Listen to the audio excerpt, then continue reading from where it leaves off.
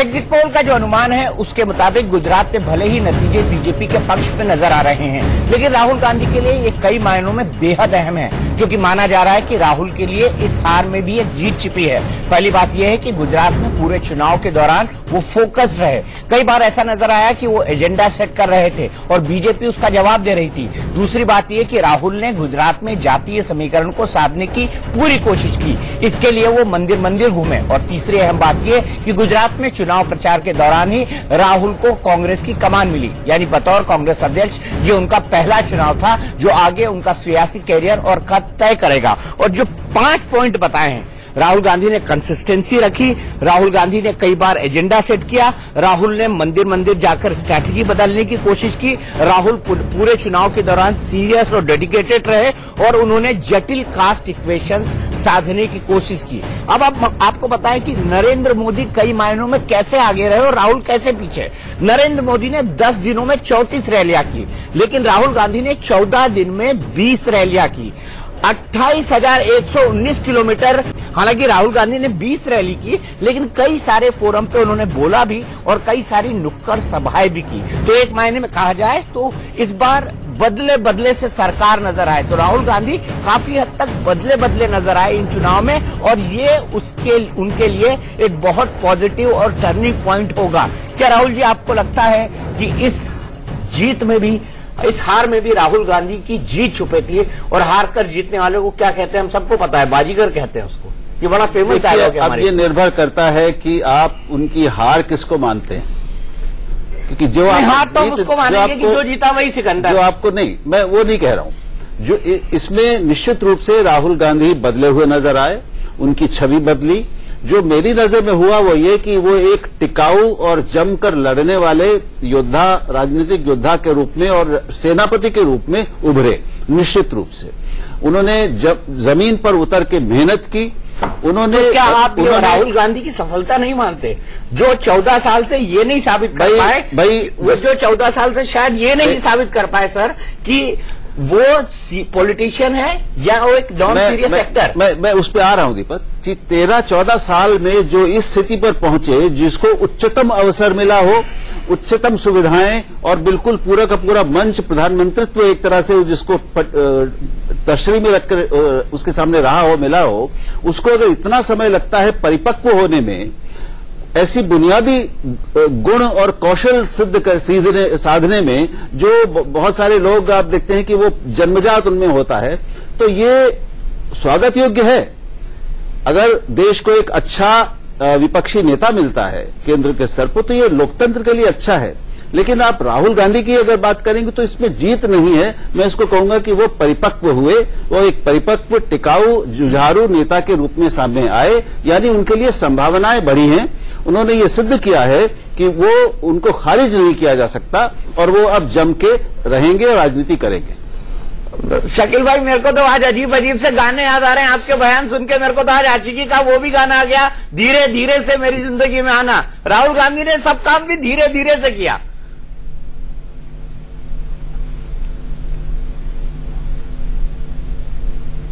देखिए, एक बात जो तय है, जो नरेंद्र मोदी जी शायद गुजरात का चुनाव जीत के भी शायद निराश होंगे। जो आप राहुल जी की बात कर रहे हैं, ये पिछले 3-4 सालों से एक कैंपेन मोदी जी के इशारे पे ये चल रहा था, सोशल मीडिया पे छवि खराब करने की राहुल जी की, कि कांग्रेस के लोग राहुल जी को अध्यक्ष नहीं बनाए अपना, और उसका गुस्सा, नाराजगी राहुल जी मना कर रहे थे, कांग्रेस तो बाएं फैलाए बैठी थी कि औरंगजेब का शासन यहाँ शुरू हो रहा है। तो वो उन्होंने एक तरह से ये हमेशा प्रयास किया कि देश के लेवल पे कभी नरेंद्र मोदी वर्सेस राहुल गांधी नहीं टकराव की स्थिति आए।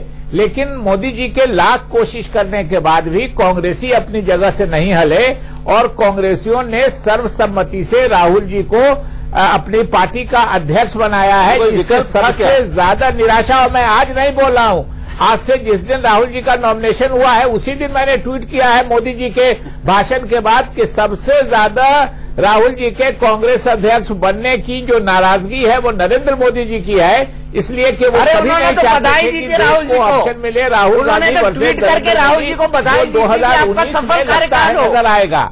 इसलिए शकील भाई, राहुल गांधी के अलावा कोई विकल्प था क्या कांग्रेस के सामने? कोई दूसरा? हाँ, नहीं, उन्होंने दिया, लेकिन उसके पहले जो भाषण में दे रहे थे, भाषण में जिस दिन नॉमिनेशन हुआ उस दिन उनका भाषण आप निकाल के रिकॉर्ड में सुन लीजिए, आप लोगों के पास रहता है। उन्होंने कहा कि कांग्रेस में औरंगजेब का शासन हो रहा है, ये उन्होंने गुजरात के भाषण में कहा। अरे भाई, वो उनकी जुबान थोड़ी थी, हुआ था कि मणिशंकर अय्यर था, तो जिन्होंने कहा था कि शाहजहां के बाद कौन और औरंगजेब के बाद कौन, और ये नैरेटिव वो कहने वाले मणिशंकर अय्यर थे। 2019 में एक मिनट बात कीजिएगा शकील भाई, कि राहुल गांधी वर्सेस प्रधानमंत्री ने मुल्क मुगल शासन नहीं बोला था, प्रधानमंत्री ने औरंगजेब नहीं बोला था। औरंगजेब पहले किसने बोला था? औरंगजेब बोला था मणिशंकर अय्यर ने, आपके तुरुप के इक्के। नहीं, गलत बात आप कर रहे हैं। मणिशंकर अय्यर जी ने दूसरी बात कही थी, प्रधानमंत्री जी ने उसको तोड़ मरोड़ के, जो उनकी आदत है, व्यक्ति पर आरोप लगाया था न मणिशंकर अय्यर जी ने। राहुल जी ने उसको नकार दिया कि नहीं करना चाहिए, लेकिन प्रधानमंत्री जी ने उसको अपने जात से जोड़ लिया। तो अब आप दोनों चीजों में मिक्स कर रहे हैं। गाली नहीं दी, आप थोड़ा सा गूगल कर लीजिए जी ने प्रधानमंत्री आप थोड़ा सा गूगल कर लीजिए, पार्टी ने उनको किनारा किया। शकील भाई थोड़ा सा गूगल कर लीजिए, अपनी जात और बिरादरी से जोड़ के उसको ट्विस्ट करने की कोशिश की।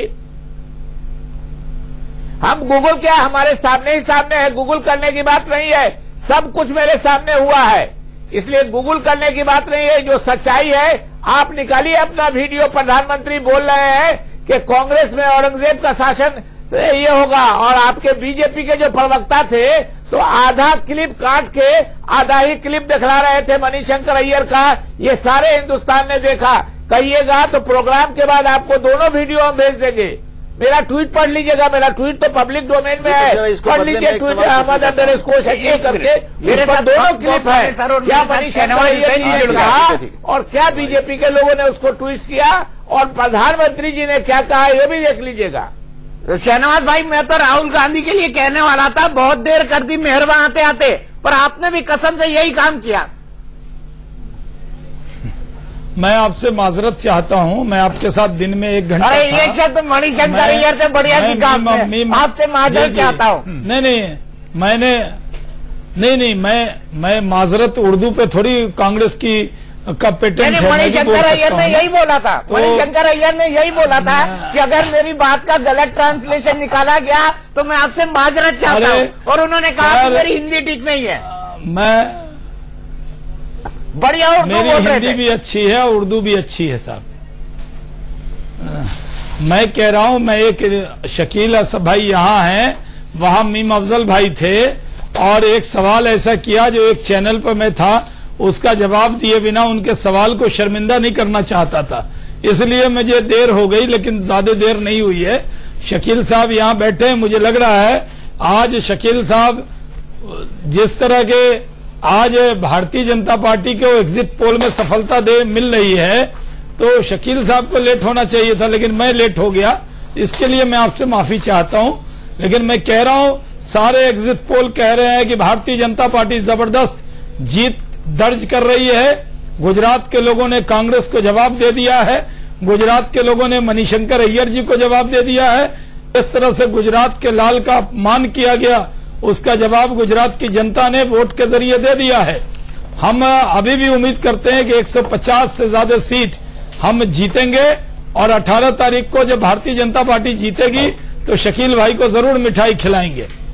नहीं, आपको मैंने वो भाई रिकॉर्ड करके रखा है कि जीतेंगे तो 150 ही जीतेंगे, उससे ऊपर ही जीतेंगे, कम नहीं। 150 18 तारीख को आपको 150।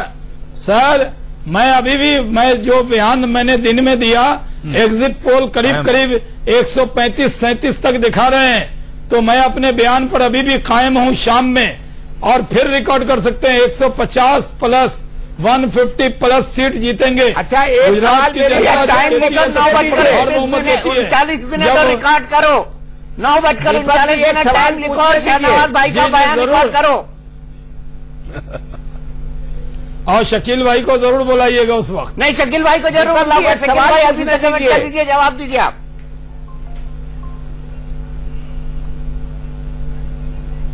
एक सवाल पूछ रहे हैं इनसे कि बोल रहे हैं कि रिकॉर्ड कर लीजिए कि 150 से तो ईवीएम 150 सीट पर फिक्स किया है कि 182 सीट पर ईवीएम फिक्स कर दिया है, ये भी बता ही दीजिए।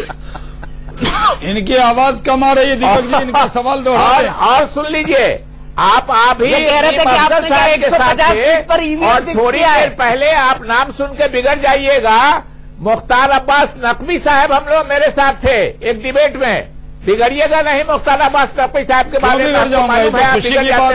में। लेकिन अभी थोड़ी देर डिबेट में पहले मुख्तार अब्बास नकवी साहब मेरे भाई हैं आप। हाँ, तो नाराज मैं जानता हूँ कैसे भाई हैं आपके, जाती है आपके कैसे भाई हैं ये मैं जानता हूँ, इसलिए ज्यादा टीवी चैनल पे मत कहलवाइए कि आपके कैसे भाई हैं। हमारे भी भाई हैं, साथी एक डिबेट में मीम अफजल साहब। वो सच्चाई है वो ये है कि हमने पहले भी कहा है कि हमको ये एग्जिट पोल जो है उस पर विश्वास नहीं है, और अगर ये एग्जिट पोल सही है तो 18 तारीख के बाद ईवीएम पर बहुत बड़ा सवाल इस देश में विशेषकर गुजरात में उठेगा। इसलिए कि गुजरात से जो रिपोर्ट हम लोगों को आ रही थी वो रिपोर्ट बिल्कुल, और जो पत्रकार सब बोल रहे थे, जो पत्रकार वहां से लिख रहे थे, वो सारे के सारी रिपोर्ट जो है इस एग्जिट पोल के अगेंस्ट में थी। अगर ये एग्जिट पोल 18 तारीख को सही होता है तो इस देश में ईवीएम पर और चुनाव के भविष्य पे एक जबरदस्त चर्चा उठेगी, और शायद इसमें गुजरात सबसे आगे रहेगा।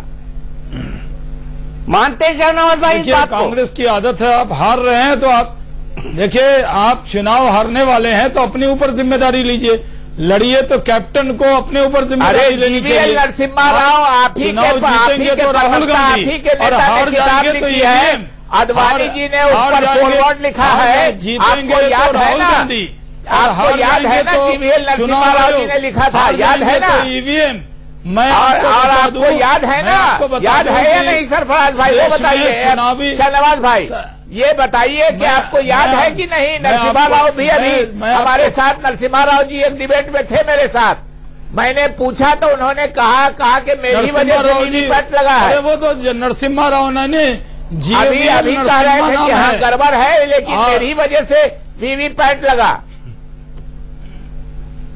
हाँ, जीवीएल नरसिम्हा राव जी हम लोग बोलते हैं, भी लगा है नरसिम्हा राव जी के नाम से बोलता है जीवीएल नरसिम्हा ही ना।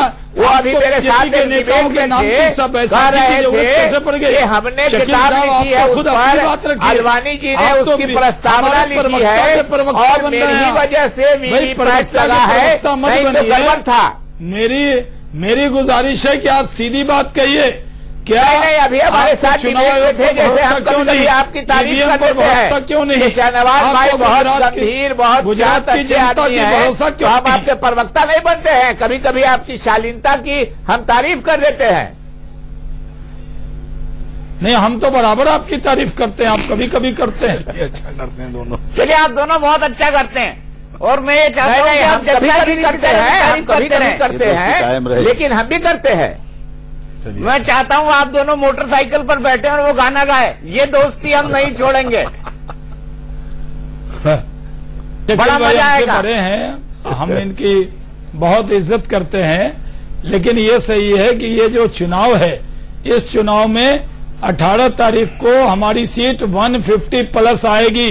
चलिए, मैंने रिकॉर्ड कर लिया है, 9:42 फिर से रिकॉर्ड कर लेता हूँ। 2 बार बोल दिया आपने, सुबह भी 1 बार बोला था, 3 बार तीनों बार, हाँ 3 बार रिकॉर्ड करके रखता हूँ और 18 तारीख को सुनाऊंगा। फिलहाल मैं लेता हूँ एक ब्रेक, लेकिन ब्रेक के बाद भी हमारी गुजरात और हिमाचल चुनाव पर खास पेशकश जारी रहेगी। हम आपको इतना बता दें कि 18 तारीख को हम आपको सबसे तेज नतीजे सिर्फ और सिर्फ इंडिया न्यूज पर बताएंगे। फिलहाल के लिए शुक्रिया।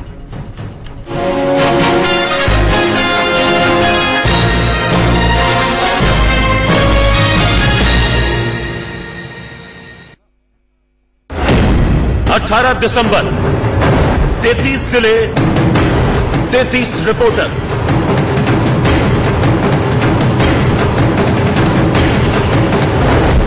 गुजरात चुनाव के सबसे तेज नतीजे सिर्फ इंडिया न्यूज पर।